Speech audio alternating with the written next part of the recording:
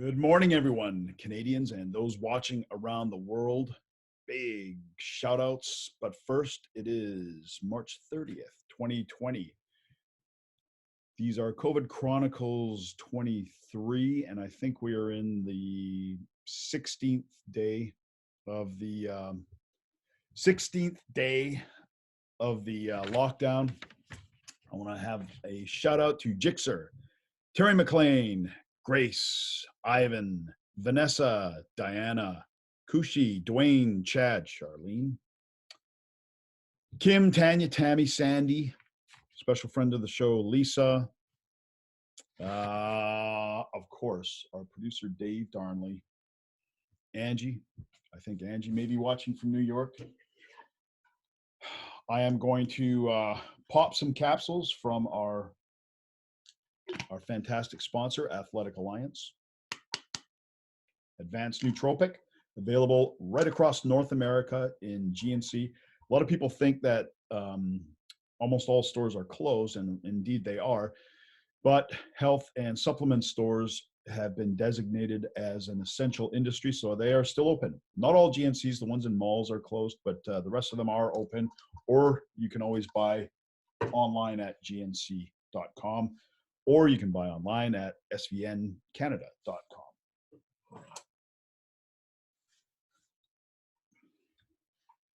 Back to the Joker.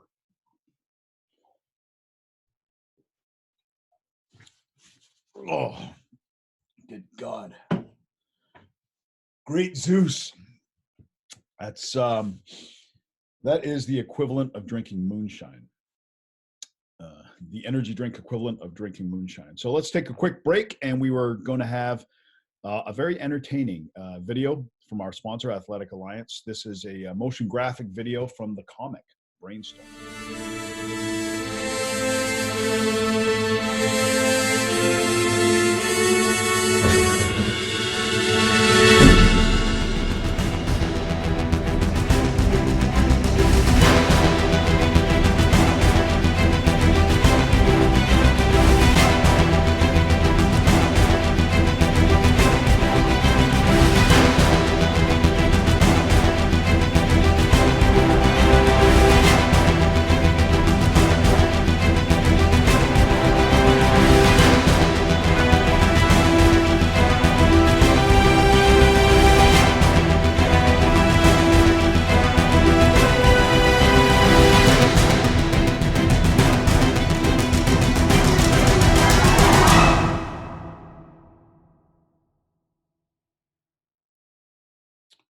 All right, exciting stuff.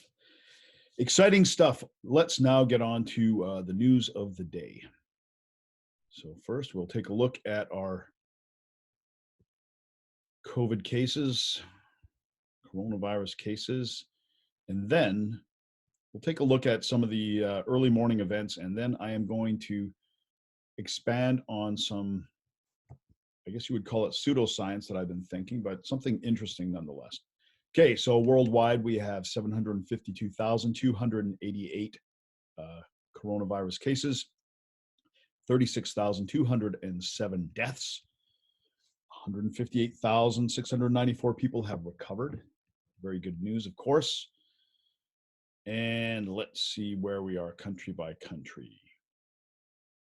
So the United States, let's take a quick look at the USA. The USA has moved way out in front of the rest of the world. Not surprising, given that it's an extremely open country and a country, high levels of immigration, high levels of tourism, and a population of 30 million people. Now, there's a special place I want to watch. Now, we've talked about New York. New York, things are escalating rapidly, right? We know that. Florida. Now, in case you may not be aware, the governor of Florida is a gentleman by the name of Ron DeSantis. And what he has said, when this came out and all these, when the virus first started to really gather steam, I guess, like about 3 weeks ago, And when I say gather steam, I mean in terms of both infections and public reaction. The governor of Florida basically said, fuck it. He said, let the good times roll. And it's funny because I was actually scheduled to make a trip to Florida, a business trip. And so I'm watching Florida closely just to see what the infection rate is. And as far as I know, there's no social distancing going on in Florida, but we're going to watch them. They are on our watch list. They have taken a completely different approach. You know, you've had spring breakers down there as well. Florida is another place that, you know, it's very active in terms of travel, high population, you know, all of those things that would kind of identify it as a place of, you know, out of control contagion. Italy, 800 deaths. So the death rate and the actual deaths are falling in Italy. So I think it is safe to say Italy has turned the corner on the virus. Italy has been the epicenter in terms of just the lethality, the death rate, the morbid scenes. You know, if there's an epicenter of panic, I would say Italy has become it. Early on, it was China. Italy has taken that over. Spain, also good news out of Spain. 537 new deaths as compared to a total of 7,340. That's well below 10%. So the rate of the death rate is slowing. China, not much. You know, though, one thing I sort of have been going back and forth on China. And originally, I thought, okay, who can really trust their numbers? You know, we've had these things with the cell phones that could just be people switching over.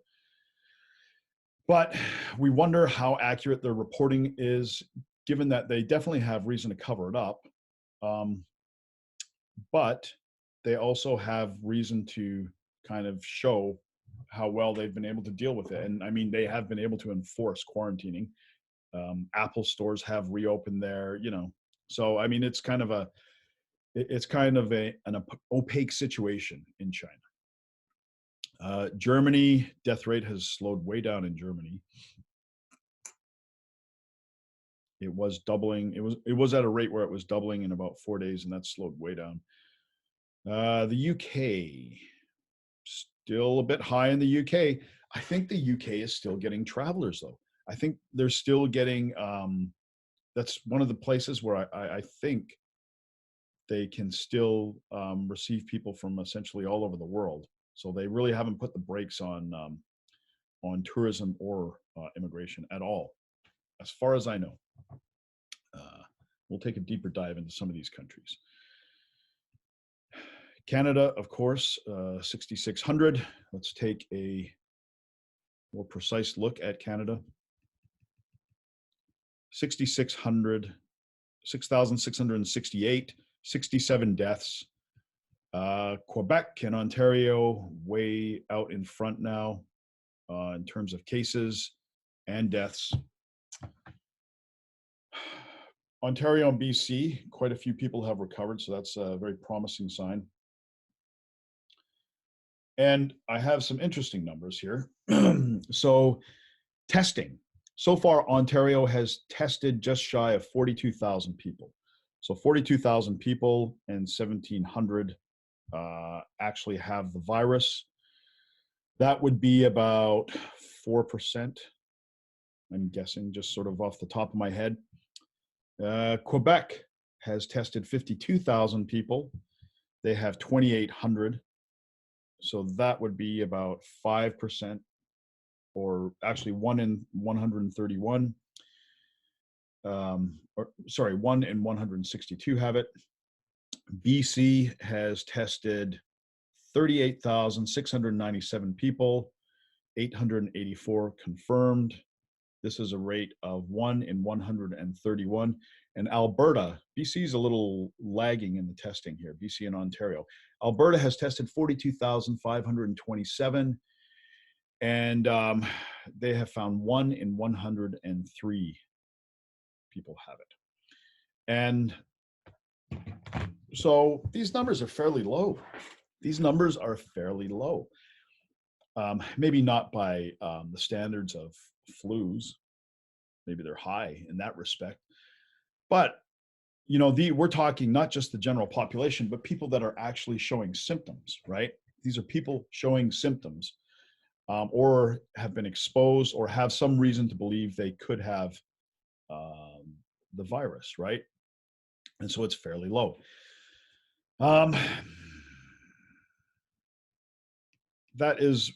That's definitely room for optimism. Another is BC. I mean, the death rate has been fairly stagnant in BC. I think it's moved up by maybe 1 in the last 4 or 5 days. Certainly not much more than that. Oh, damn it. And so let's get into my theory. I have a theory that may sound like pseudoscience, and I don't think it would go into the realm of conspiracy. But forgive me, I'm not a scientist, okay? So this is my theory. What we've seen with this virus that it was a big problem in China, and then it is effectively, according to them, been contained, right? Early on, a big problem in South Korea, effectively contained. Quickly, a problem in Japan, quickly and effectively contained. Taiwan, Hong Kong, most of Asia has a very good grip on this. They had all been the first infections, and other than China, South Korea was very proactive with their testing. Japan, of course, and South Korea have very little immigration, but this thing surfaced there quickly, and then it came to BC quickly, and sort of BC and Washington State, actually. Washington State and BC both have a lot of trans-Pacific travel, high Asian populations, big Asian communities in both Washington State and BC, and I guess really right up and down the West Coast, right? And so we started seeing some early transmission to the West Coast. And it's been, I would say, effectively contained. As a matter of fact, I was in a grocery store last night. I was in a superstore. If anybody knows what superstore is, it's along the lines of a Walmart supercenter, in that it's a kind of a big box grocer, lower prices, bulk items, no-name brand stuff, right? A lot of people. It's one of these places that's been overwhelmed kind of with just the sheer number of people coming in, loading up on toilet paper and spam and God knows what else, right? But I was in there. And as we established, I'm an extrovert, so I wanted to talk to some people. And I talked to the cashier that worked there. And one of the things that I've been watching for early on in the process is if frontline workers would become infected, right? Grocery workers especially, but just not healthcare workers, because I mean, healthcare workers, they're working with sick people day in, day in and day out, right? But frontline workers, let's call them. And I asked the girl that was working there, I said, so has anybody from here gotten sick yet? And she said, no. So they've been exposed to literally thousands of people in the space of the last 2.5 weeks now, 3 weeks, I guess, since this really broke out into the population, and nobody has gotten sick. And I know we hear the incubation period is up to 14 days, but the typical incubation period is 5 days. So in 15 days, that's 3 possible cycles of people that could be infected and then showing symptoms. And there has been nobody there affected. The only people that have missed work have been people that were concerned about their health, and so they didn't come, right? So that is a very positive sign, a very, very positive sign. And that was one of my indicators. You may remember that I said we really need to watch for is when these people, frontline workers, start to get infected. Because then if that happens, then man, we're in full-on collapse. We are in full-on economic collapse, because it won't be a matter of getting businesses going. It's going to be nobody wants to fucking work, right? Especially at key places like grocery stores.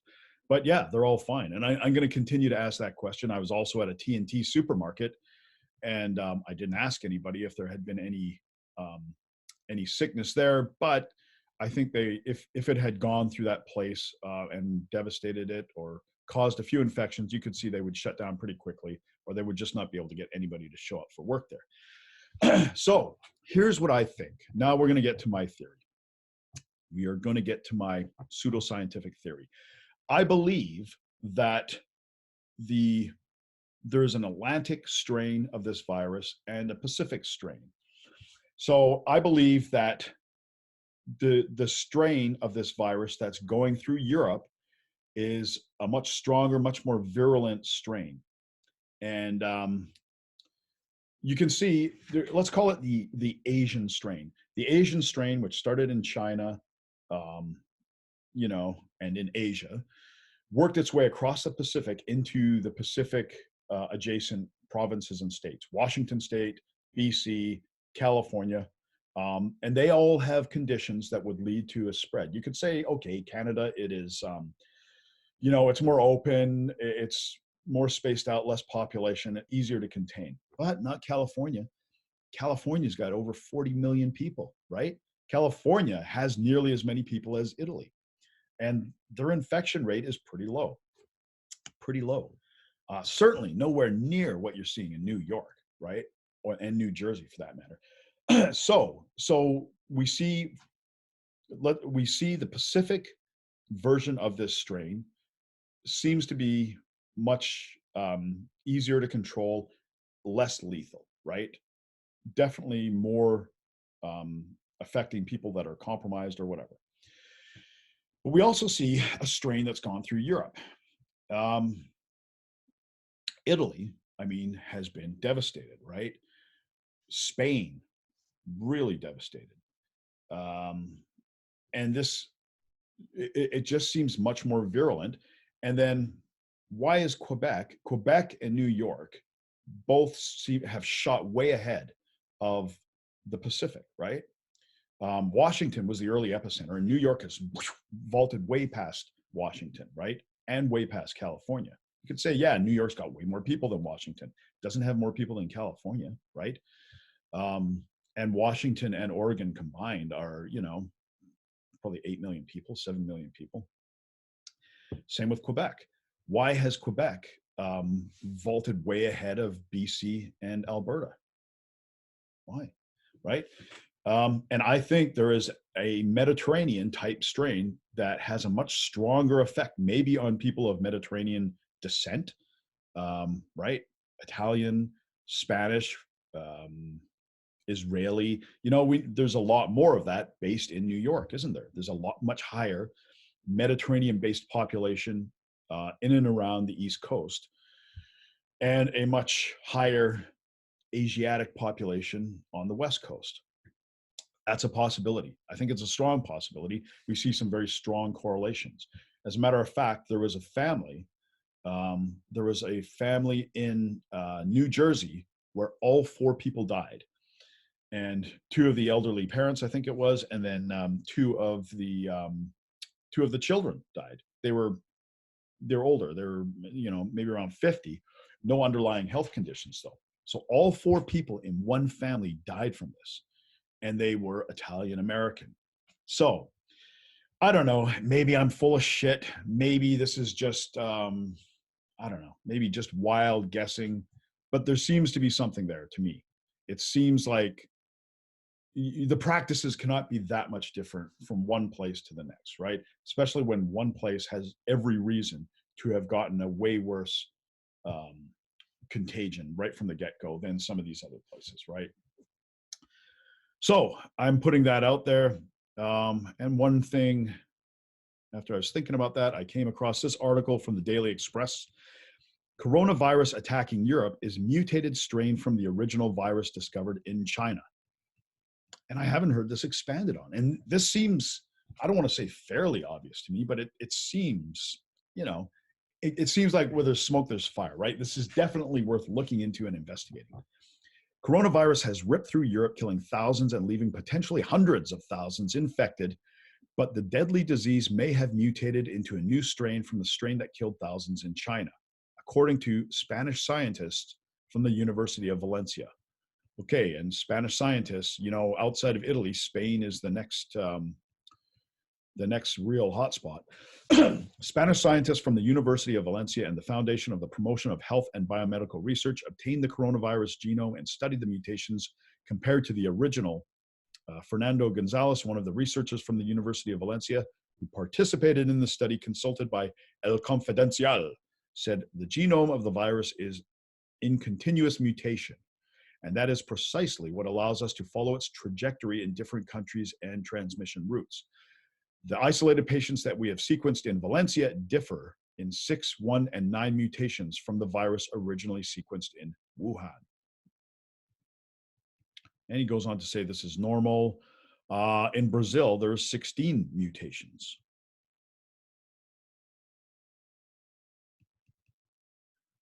So I thought that was very, very interesting. And I was really this is the only article I found on it. And this came out March 18th. So, nearly 2 weeks ago. And I've seen nothing further on it. So I want to put that out there for you guys. Maybe take a look around.